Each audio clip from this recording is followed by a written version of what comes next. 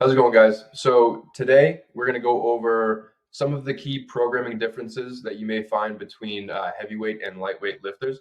Specifically, we're going to go over two of my athletes training, Alan, who's a 110 kilo male lifter, and Angeli, who's a 52 kilo female lifter.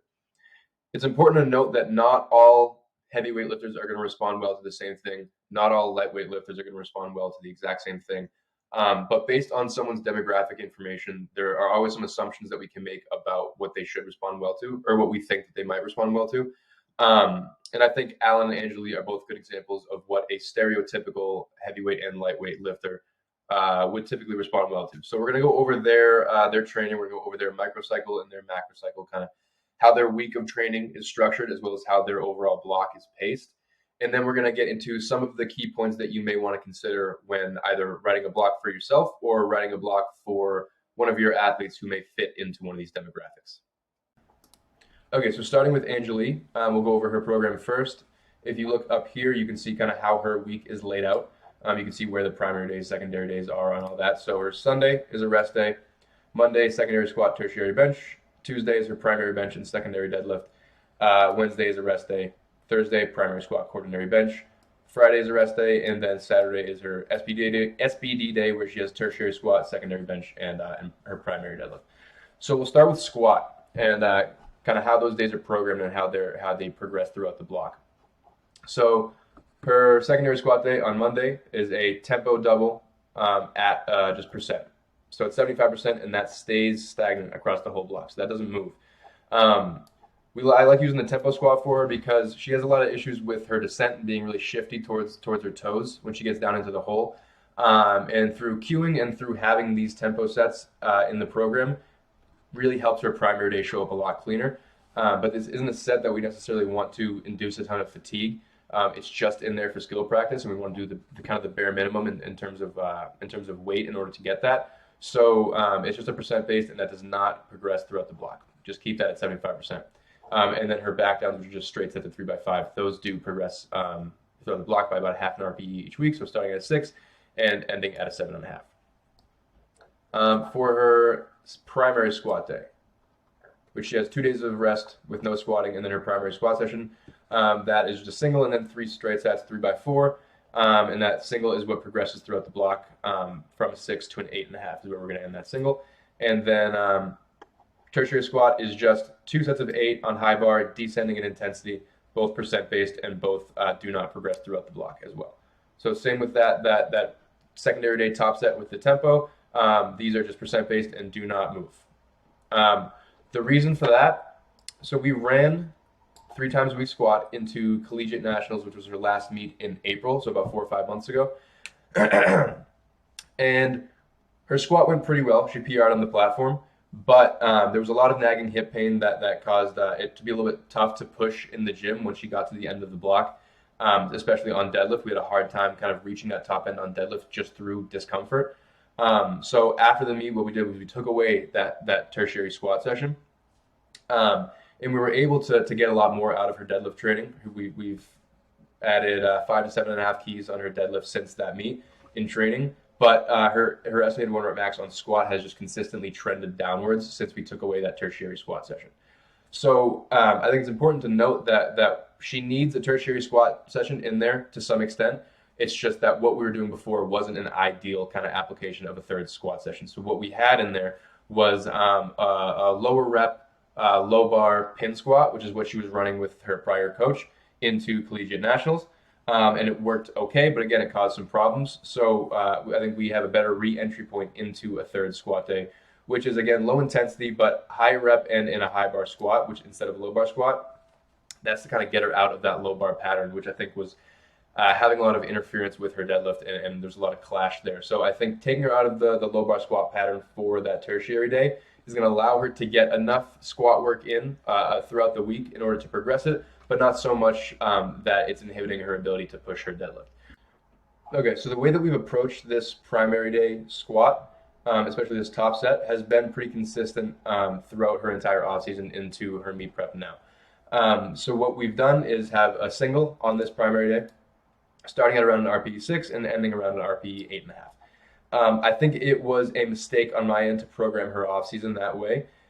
because we found that in order for that week 4 to show up, she needs a heavier exposure earlier in the block, or at least a higher relative intensity earlier in the block. And having only a 6 to 6.5 on these first 2 weeks makes it really tough for that week 4 to show up strong. So what a better approach might be for her once we get out of meet prep again would be to up the reps on this primary squat session to probably a triple, and then increase her baseline RPE to a 6.5 or a 7 on that week 1. So we can get a higher average intensity throughout the block, so she's a little bit more practiced by the time she gets to week 4. But we don't have to load so much as if it were a single at an RPE 7. That would probably cause a little bit too much fatigue across the block to be sustainable. So having a higher average intensity without pushing load too much is the correct approach for her primary squat session. Again, that tertiary squat is necessary in there to some extent just for exposure purposes. And then that secondary day we found needs to be in there mainly for constraining that top set and giving her some kind of heavy load, but nothing too heavy that's going to cause too much fatigue, but enough for her to practice the skill of doing a top set. For bench, bench has been the lift that we've had to troubleshoot the least and has been the easiest to progress for Angeli. She's on track to hit a 70 kilo bench at the end of this block on her primary day, which would be about a 15% increase in her 1RM since we started back in, I believe, January of this year in 2023. The main two things that we've had to kind of work around and figure out are one, how much competition work, how much bench work can we fit into these 4 days of training? Because if you look up here, she's only in the gym 4 times a week, and we'd like to keep it that way just for her outside of training schedule with school and work and all of that. A fifth training session isn't super realistic, even though she may be someone that might respond a little bit better to a 5 times per week schedule. And also, where is this primary day going throughout the week? Where is this placed, and what is preceding it? Because that's super important for having that primary day show up strong. So we'll start with that. So her prior layout was these primary and secondary days were flip flops. So the primary day was on Saturday, and the secondary day was here on Tuesday. So the reason that those got switched was because we were seeing the secondary day show up consistently stronger every single time. Not just stronger, but just more consistent. We'd be able to predict performance on that Tuesday session much more accurately than we would be able to on that Saturday session. And I think that may have been due to the gap that was between her primary and her last bench session. Having a whole day of rest in there seemed to not have her come in less fatigued and more able to bench heavy. It just had her come in a little bit detrained, a little bit unpracticed. So we just flip-flopped these secondary and primary sessions and instantly saw an increase in consistency, an increase in strength on the session that we wanted to load. But as far as the week is laid out, you'll see that on the tertiary and quaternary sessions, these are pretty packed sessions. Like there's 4 sets with a top set on her quaternary bench session. There's another 4 sets of 6 on her tertiary bench sessions. They do stay at a relatively low RPE. They stay at a 6.5 all throughout the block. But it's not like a negligible session that's like sub RPE. These are still days that we're getting in a decent amount of work. And a lot of these days do have pretty fatiguing accessories with incline dumbbell press and things like that. So she can handle a lot of pressing volume, and she needs a lot of pressing volume in order to get that bench to go. And that's something that I find consistent with a lot of lighter lifters, that you're just going to need to throw more work at them a lot of the time than you would with a heavier weight lifter. So moving on to deadlifts. Deadlift has been the lift that Angeli has been able to progress the most since collegiate nationals. In prep for CNATs, ended up failing 120 kilos like 2 or 3 times within that prep. And her best pull was 117.5. And since then, a few months after that meet, we've been able to get 125 kilos in the gym. And that has really hinged on our ability to get more top end exposure throughout the block and just higher average intensity in general. And we've been able to get that through taking away that tertiary squat session that was causing a lot of discomfort and kind of reallocating that stress into her deadlift where she needed some more top end work. We did reintroduce the tertiary squat session, but again, we were just more mindful about how we approached it, and we haven't seen those same kind of negative effects that we did before with the hip discomfort kind of limiting things. So if we look at her secondary deadlift, it is a pause single at a percent, and then compression back down 3 by 6. So this pause single kind of serves the same purpose that that the tempo double does on her squat day, on her secondary squat day. It's percent based and then just stays consistent across the entire block. Having a having some paused work with relatively heavy weight has been a really good thing for Angeli's position and ability to maintain position off the floor with those top end loads. So we're just getting that on the secondary day, again, just for skill practice, and then the competition work comes on the back downs. And then the primary day is just a top single that increases in RPE throughout the block, ending at an RPE 8. Where are we? Ending at an RPE 8 this block. And then the competition backdowns are just a 3x4, getting a little bit more weight on the bar than we do on that secondary session. Again, the trend with her deadlift, similar to bench, is just getting more competition work into the program has made the deadlift go up. So just slowly kind of feeding in more work and more specificity has just slowly made that deadlift just go up, up, up. All right, so moving on to Alan's training. Just like we do with Angeli, we can take a look at his week mapped out up here. So Sunday is a rest day, Monday is his quaternary bench, Tuesday is his secondary squat and secondary bench, Wednesday is his rest day, Thursday tertiary bench, primary deadlift, Friday is a rest day, and then Saturday is his primary squat and primary bench. So outside of the 4 times per week bench, in terms of frequency, there's really no similarities between Alan and Angeli.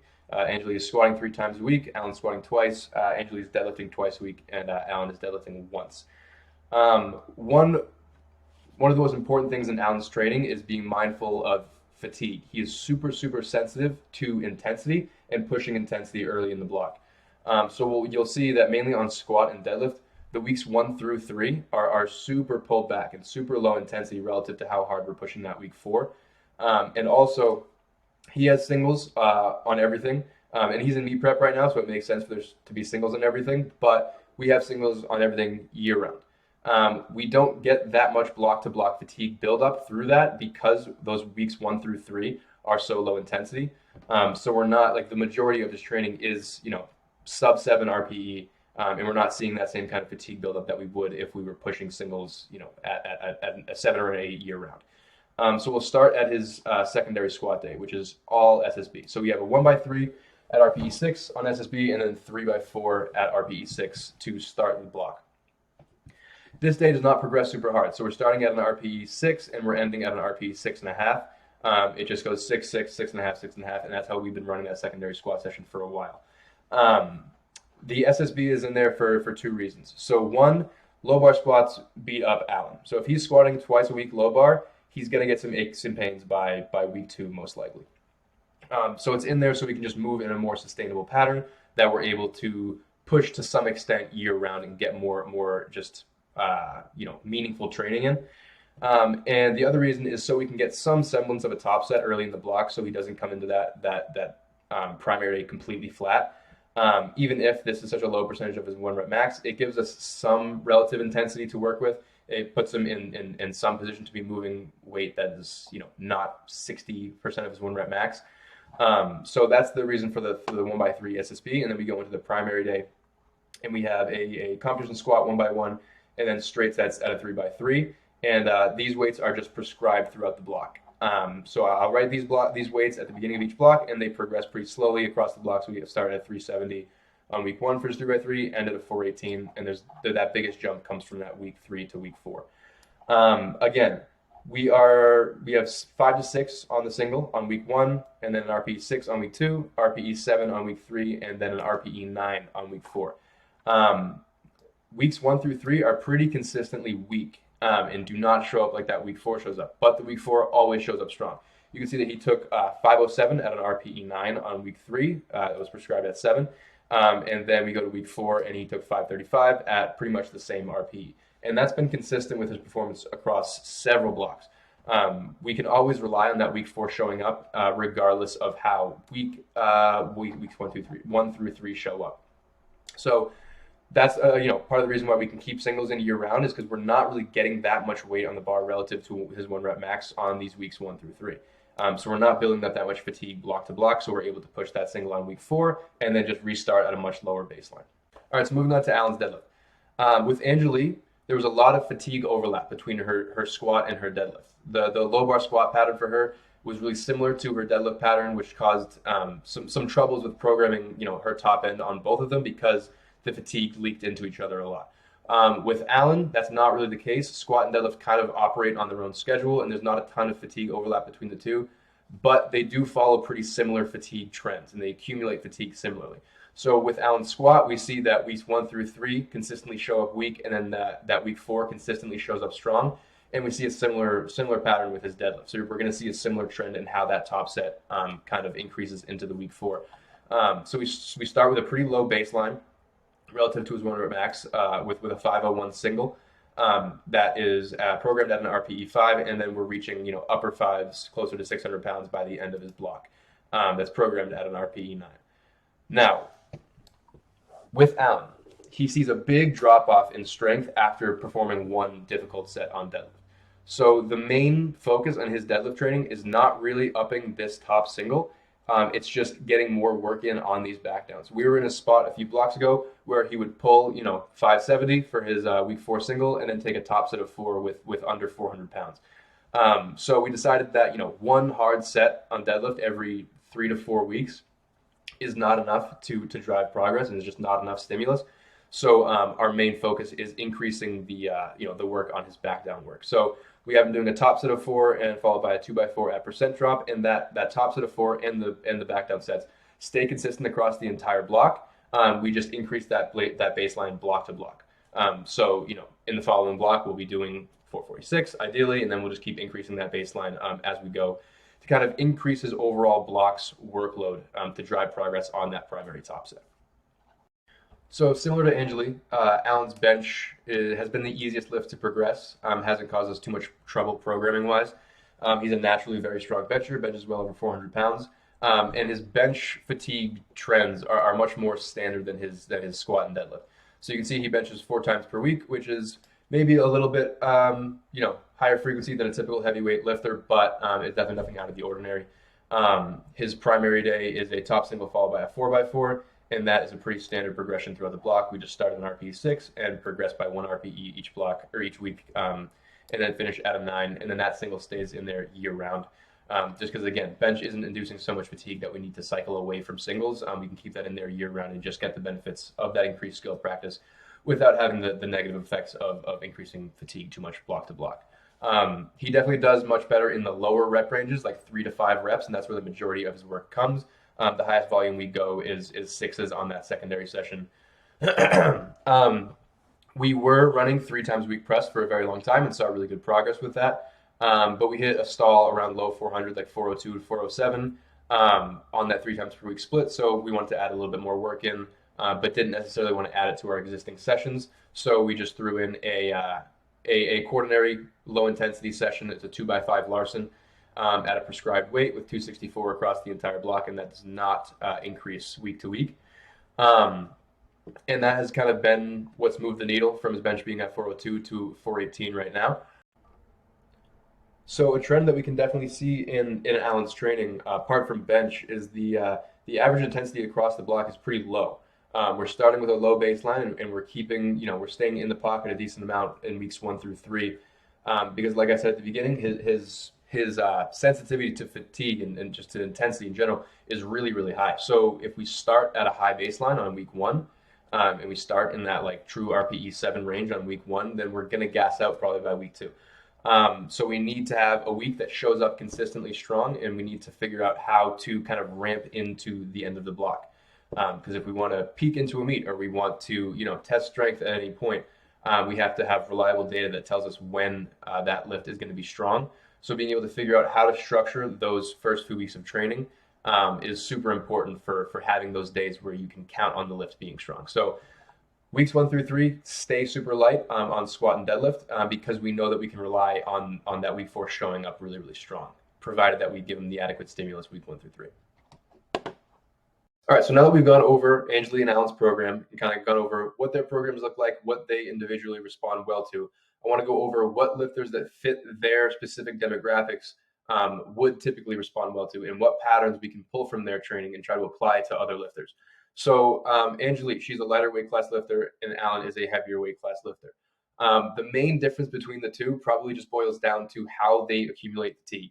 A lighter weight class lifter is usually going to be able to handle more overall work. So the smaller the lifter, the higher the workload typically. And the larger the lifter, the more that you're going to have to be mindful about how you approach heavy sets and how you approach their overall training volume.